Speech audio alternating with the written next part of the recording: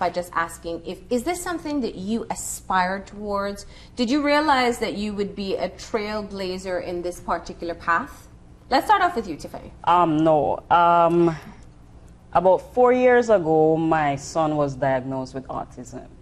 And as a single mother, raising him, having a business, I have Belizean Artwork Publishing.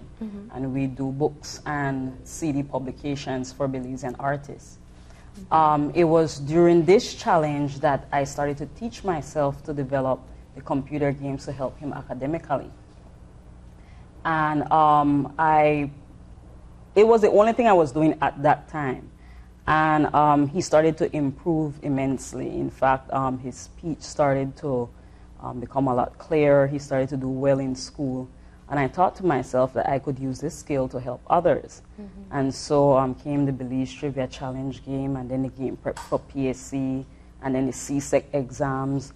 I just launched one for the Trinidad SCE exams. Also the MAPS platform, mobile apps production software, which allows non-technical persons to develop their own mobile apps. Been teaching them to build mobile apps over the past 9 months. And then January of this year, I launched the Take It Easy Academy, where individuals could learn real-life tech skills that they could apply to their personal lives and businesses. Now, in that particular process, as I mentioned earlier, you do have to go out and be the salesperson for all these things that you have created, and being self-taught as well. Yes. What are some of the challenges that you faced in that moment that you think were particular to the gender that you are? Well, I think entrepreneurship is not a widely acceptable form of income here in Belize. So maybe even as late as last year, people, would come up to me and ask me, "You're still doing that software thing? Is it working?" And, there's a lot in the media about my accomplishments and where I have been traveling to further my business. But, I get that, well, at least you're keeping busy kind of attitude until you find your real job or your real calling.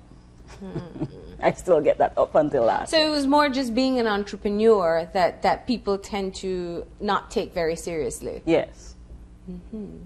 How about you ladies? I mean, I personally can totally relate with her because, I mean, even to get a loan, they don't accept anything being an entrepreneur. It's really hard. Yeah. You really have to fight for the dream because you really have to fight for what you believe in, because a lot of times life will really knock you down and it'll have you wonder if maybe you're making the right decision, but you have to be strong with what you firmly believe in. And that's what I think will, that's what defines a true entrepreneur, because I mean, all the legendary empires were built from an entrepreneur, and that's what I'm doing. I'm building my empire. So it might not be accepted today, but in a couple years from now, I'm hoping to leave my legacy behind, Now, Kendra, let me bring it over to you because you have direct experience with younger girls. And we'll say that our panel here is within the range of 20 to 30. I'll leave it that broad, right? But what it means is that you are young professionals. You're starting off on your professional career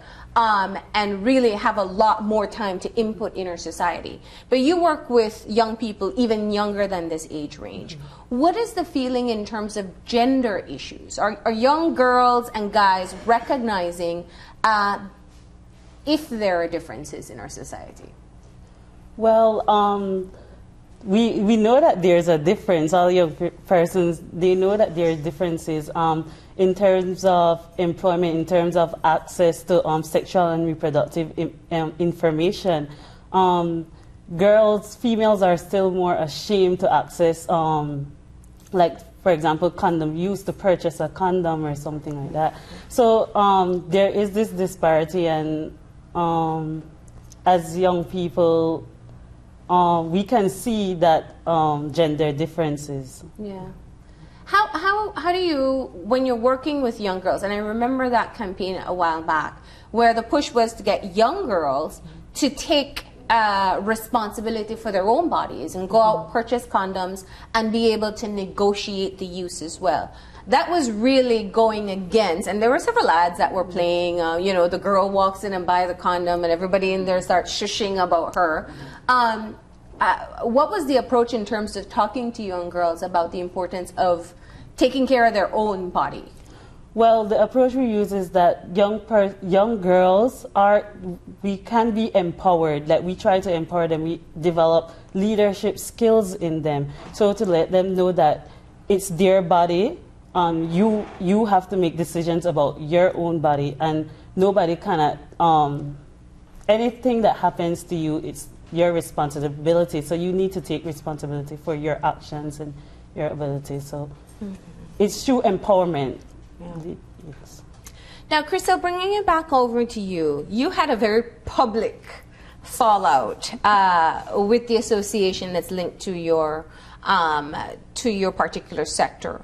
And one of the things that people had speculated at that time, that a lot of it had to do with, it was ultimately a power struggle, but also there were some gender issues tied in there. I want to give you the chance to respond to that. How much of being a strong female do you think played a part in how things unfolded? And we don't have to get into the specifics of it. I mean, I had to be super strong, and I had to really, holster the support from my family and friends, because it took a panel of 8 men versus me. I was actually flattered, I'll be honest, but I mean, for what it's worth, karma and, hard work proves that you can be successful no matter what challenges you are faced with. And that was my goal. It was to just inspire people that no matter what happens, you can be successful no matter what. And there will be people against you. And I do firmly believe that this is a country that doesn't really accept women leaders. Like, it's not something that people are familiar with. So you have to be a strong woman to get ahead here.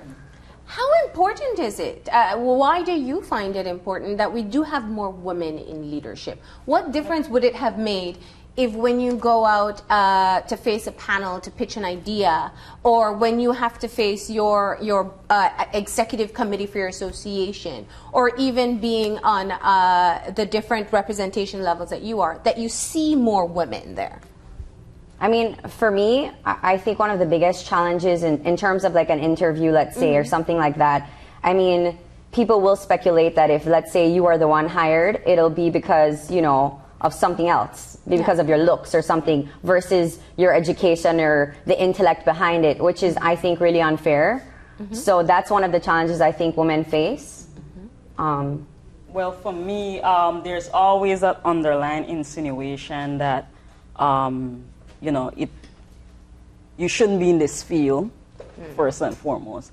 And then, of course, there's the badgering. People will try and challenge your knowledge of what it is you're doing and really come after you hard. And in many instances, I have had to publicly reprimand people for, crossing lines because their emotions get in the way, and it's really because I'm a woman. Yeah. Can you give me a specific example that we can use? No. I mean, you don't have to use names. You can. I don't have to use names. Just so we can understand what it's like. Yes. Okay. So, when I think I was in South Africa when I presented my game prep for CSEC. It was a global forum, number of investors, bankers.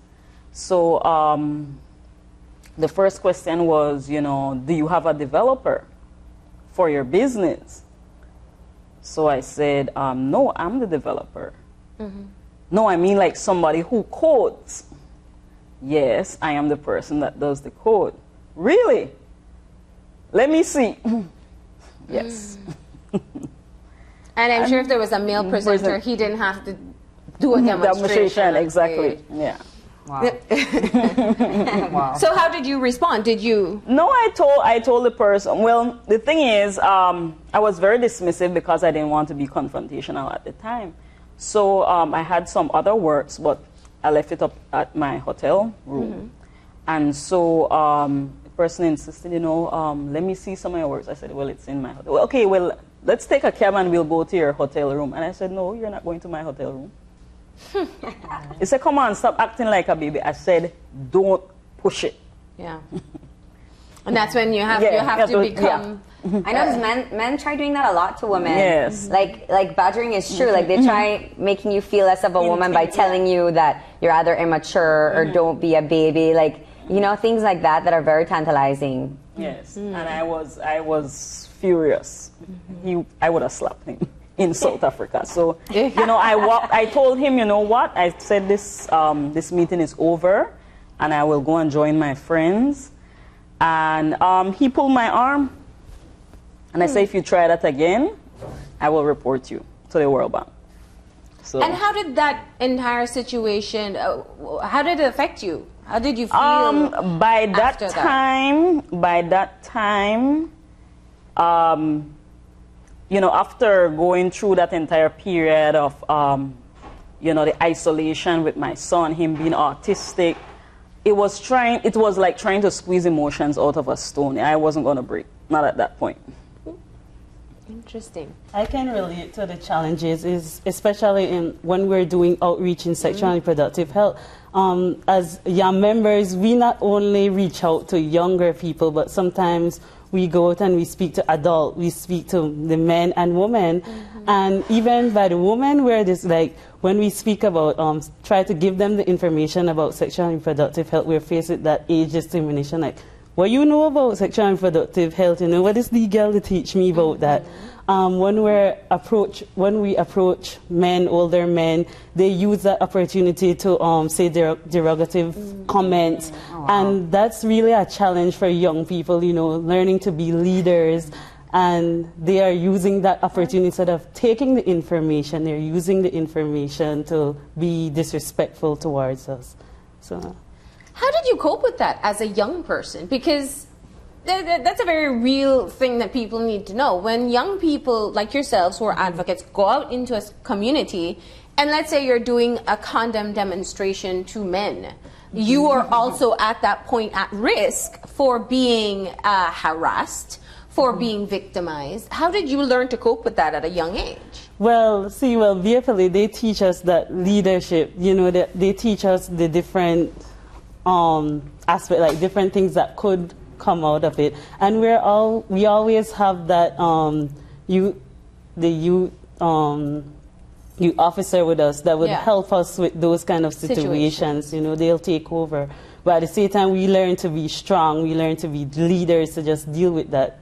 And you know, as young people, we are very creative, so we know how to turn that sentence around and give them a lesson about something. So yeah, and I think in most cases what a lot of people don't realize, that the badgering is really a reflection of fear and intimidation. A lot of the opposite sex are sometimes intimidated by how awesome you are, and I agree, they're totally intimidated by strong women, because I think that's the reason why I faced so many difficult situations in my entire life. They feel like a woman should be incapable of going that far, and we actually end up going further than they would try to go. So I think it's threatening. That's a key point to move in on. The idea of being a strong woman is quite often directly linked to that word we can't say on television, right? Everybody says she's a because she spoke out, because she stood up, because she told me, no, you won't go to the hotel room, or I'm going to report you, because you said I'm going to prove you wrong, and because you said, listen, you may not like that I'm the messenger, but I'll deliver it anyway. How pressured do you feel to conform, or have you ever felt pressured to conform to what is the stereotypical version of a female? Well, I have never been in a position where I thought, okay, maybe I would compromise, but I have gone through many instances where I became resentful of having to go there as a woman and, you know, provide for myself and my son. As an entrepreneur, I guess in my earlier years, it was a bit intimidating for me because I said, man, I have to go out and do this again. And only God knows what I'm going to come up against and how I'm going to feel about it and how I'm going to react. But now that I'm older and I'm more experienced and I understand fear and intimidation, when I go and speak with people, I can look in their eyes and know what they're feeling, what they're thinking, and I know how to direct the conversation. So I am not as intimidated about going out, coming up with new ideas, and just moving forward as an entrepreneur and as a mother, you know, providing for her child. Well, I have a good response for this question.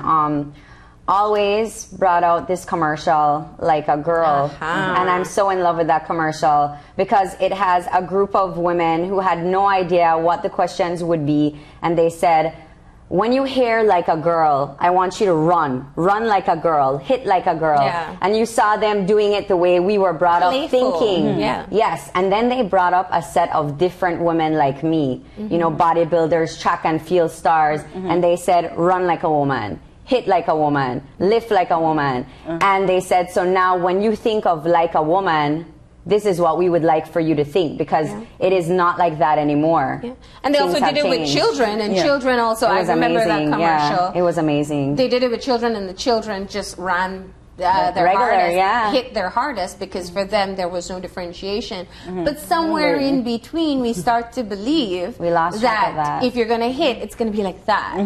And, you know, if you're going to run, it's got to be very feminine. And or that is what feminine is thought to be. Yeah. I mean, this is just what, and it's no different. I mean, I want to bring in, obviously, some of the facts here, because one of the things that one of you mentioned just now, in terms of going out for interviews, women in Belize are finishing, far more women in Belize are finishing tertiary level. They're moving ahead in terms of education. However, we are less employed. So in other words, we are faced with a situation where men may not have the educational requirements or the same level of education as a woman, but they are obviously getting the jobs. So women are not getting employed even though they're finishing school more. So that's one thing. Secondly, there is what you call the gender pay gap. And this exists in Belize as well as the rest of the world, where men will be paid more than a woman would be paid for the very same job. This is the situation. In fact, even in Hollywood, where there was the Sony hack last year, and they put out all this information of what movie stars were making. Even then, did actresses find out that their equal lead in movies were making millions more than they did. And I think it was Charlize Theron who had to take a break and say, listen, if you don't pay me what you're paying him, I'm not finishing this movie. And they did. Yeah, they had to pay her. She was worth it, but she didn't know that her male lead was making the same. So let's talk about that situation and how it makes you feel as individual young women in this society. I think in that particular instance, the fact that they didn't disclose the amount, that has maybe a different connotation there. But in our culture, and I guess this is a culture around the world, women are brought up believing that, you know, if you're going to be a wife and a mother, then you have to stay at home with your child. And they prefer not to pursue employment, or in many instances, like for instance, in my case, once I finished sixth form, I sent an application to everybody, and you know, nobody responded. I was forced into entrepreneurship. So there is an issue there. No, but I know for a fact too that vacancies, before they even post it in the newspaper anywhere, they already know the gender they want, but they can't post that. But they don't know that they want a guy. Say, I want a male. They know that they're looking for a man. And it's terrible because most of the time, like, I'll be honest, I have lost amazing job opportunities before I decided to become an entrepreneur. And I have experience from Miami working with the best of the best companies you would possibly believe. Worked with the South Beach Wine and Food Festival, which is a huge festival of the year for the world. And I have a master's degree to back me up. And this guy, he doesn't even have his bachelor's, got the job over me. And I mean, honestly, it was crushing. And at that point, I won't tell you a lie, I was hurt. I was distraught. I was very emotional about it. But I realized, you know what? God lets everything happen for a reason. And when one door closes, we obviously know that there's another one that will open. And that's when I said, you know what? I'm going to become an entrepreneur. That's my only option in making what I know I deserve to make. Yeah. And, you know, you're still in school at this point, so you're going to enter into the professional field. But you've been very exposed. That's one thing I know with young people who are involved with organizations. So how do you feel when you think about the situation that young women, and this doesn't mean that that men shouldn't be educated. You know, we definitely want to push for the fact that we want equality across the board. But the current situation is that the girls are finishing school to the highest level, and we're still not getting the jobs or not applying for the jobs. I don't know which it is. Yeah. Well, I've thought about it, but I believe that if you want to go for something, I don't think that discrimination can really stop you to fulfill your dreams. So I feel that young women shouldn't make that discrimination, that gender bias, stop them from pursuing whatever they want to do. Yeah. So that's just my belief on the situation. Like for me, for example, my sport was honestly the hardest because every day for the rest of my life, I'm going to get why women should not be a bodybuilder. I mean, you know, my own dad took years to understand. You know, like, oh, you look like one man. Nobody know why you. Can I jump in there because I do want to say that bodybuilding in specifically transforms your body. You know that. And one of the first things, and I've heard it so many times, anytime if we put up a picture of perhaps you look good. This was like 2 years ago. Do we have any updates? I wanted to say we could put like your idol, somebody who's really ripped. Oh, my coach. My coach is Eleonora Dobernina. She's insane. They won't be able to spell that for Google at this point. But if we put on somebody very well known and they're, you know, the first thing men and women will say is, "Oh, she looks like a man. I don't like that," you know, and I think for people who understand the amount of work and dedication and the beauty in what you've been able to achieve, they can see that. You're at that point. But I know you fight that perception all the time. Oh, all the time. I mean, for example, I went to Miami and I'm shaking the custom officer's hand and he felt my calluses. Calluses are hard, can't people's. That's what it's called, That's right? a hard skill. So yeah, Some lifting? yeah. I mean, I get it through the gloves because I lift heavy, you know. And I mean, I shook this officer's hand and he held my hand and he said, "Young lady, are those calluses on your hand?" And I said, "Yes, sir." He says, "You shouldn't have calluses, my. And I said, "Well, sir, I'm actually a bodybuilder." He said, "Oh, wow, okay, well, in that case, you're forgiven." But that's just the perception, like, how dare you we're not allowed, hands, Priscilla, you're a woman. Exactly, you know? So, I mean, it was mind-boggling to me, and I mean, up to this day, like I went in a taxi the other day, right? Because, I mean, up until the other day, I was walking everywhere. I mean, like I said, it was hard for me to get a loan, you know? So, I'm being honest, you know? And I mean, I jump in this taxi cab and this man told me, "Listen, darling," I said, "I don't want to make you get any bigger, you know. No man, no, I want to date you if you get any bigger, you know." I said, "Sir, well, I guess I'll be alone for the rest of my life because I straight and I had a plan to get as big as I could go." But you have to understand the anatomy and physiology of the female human body.